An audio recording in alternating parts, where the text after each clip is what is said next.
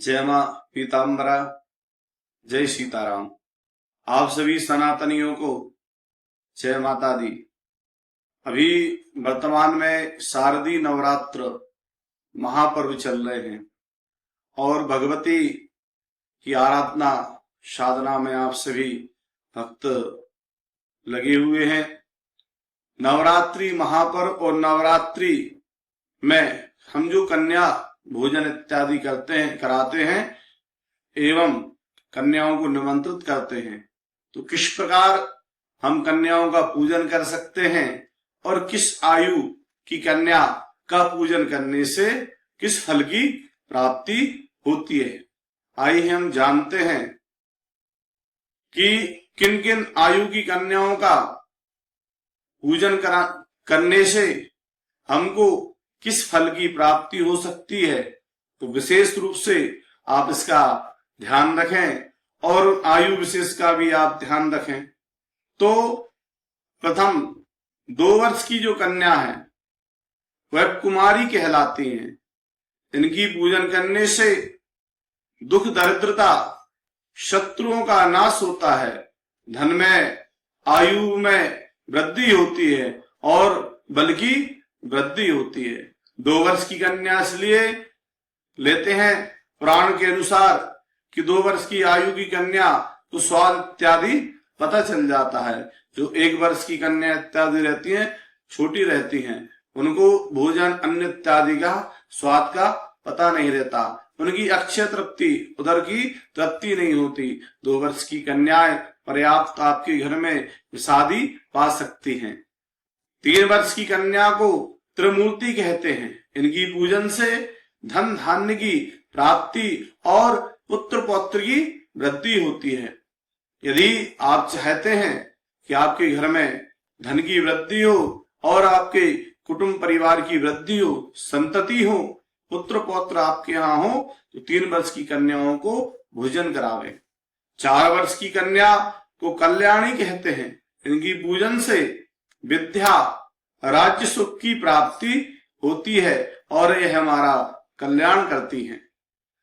5 वर्ष की कन्या को रोहिणी कहते हैं।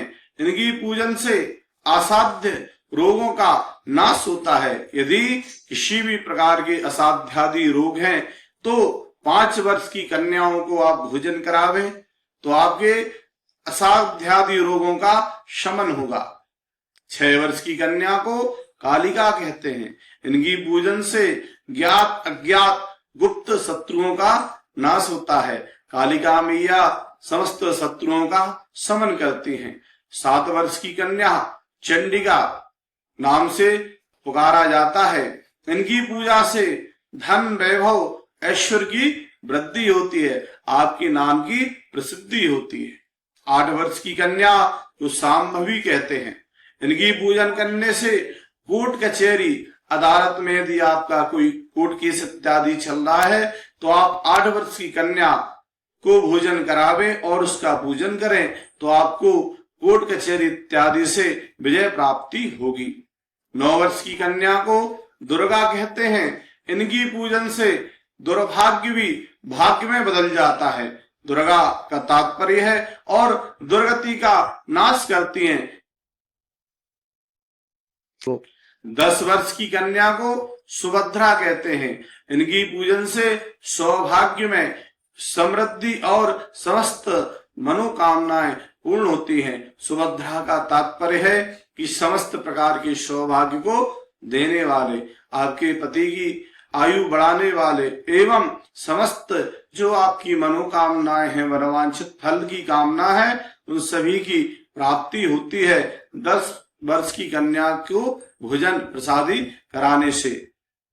यदि हम घर में हमारे कन्या भोज कराते हैं तो कन्या का पूजन कैसे करना चाहिए। सर्वप्रथम कन्याओं को निमंत्रण करें 1 दिन पहले। दूसरे दिन उनको भोजन करावें तो घर में लाकर सबसे पहले चरण प्रक्षालन, पैर धुलाना चाहिए। पैर धुलाने के बाद कन्याओं को लाल कलर की रक्तवर्ण की चुनरी उड़ावें। लाल चंदन कुमकुम मस्तक पर अनामिका उंगली से, जिसको रिंग फिंगर कहते हैं, उससे लगाना चाहिए। और रक्त पुष्प कन्याओं पर समर्पित करें। पैरों में महावर जो हम लगाते हैं वह सौभाग्य को देने वाला होता है, तो कन्याओं को आप महावर लगावें। उसके बाद में कन्याओं को भोजन इत्यादि विशेष रूप से करावें। भगवती को काले चने अधिक प्रिय हैं, तो घर में आप आलू और काले चने से संबंधित सब्जी बनावें और हलवा इत्यादि, खीर और जो भी आप श्रद्धानुसार पकवान बना सकते हैं उन सभी पकवानों का कन्याओं को भोजन करावें। और बाद में भोजन के बाद में यथाशक्ति दक्षिणा कन्याओं को दें। एवं छोटी कन्याएं होती हैं तो विद्या अध्ययन से संबंधित भी आप धन भी यथाशक्ति दें। कुछ बुक पुस्तक इत्यादि, काफी, पेन इत्यादि भी आप दे सकते हैं। धन देंगे तो लक्ष्मी मैया प्रसन्न होंगी। पुस्तक और पेन इत्यादि देंगे तो भगवती माँ महाकाली और महासरस्वती, पेन जो होता है दवा महाकाली का स्वरूप होता है, पुस्तक ग्रंथ हमारे माँ सरस्वती के चिन्ह हैं, तो आप उनको देने से महाकाली और महालक्ष्मी महासरस्वती मैया की असीम कृपा पा सकते हैं। और यही नवरात्रि में कन्या पूजन का विशेष विधान है। आप सभी प्रेम पूर्वक करें। जय माता दी।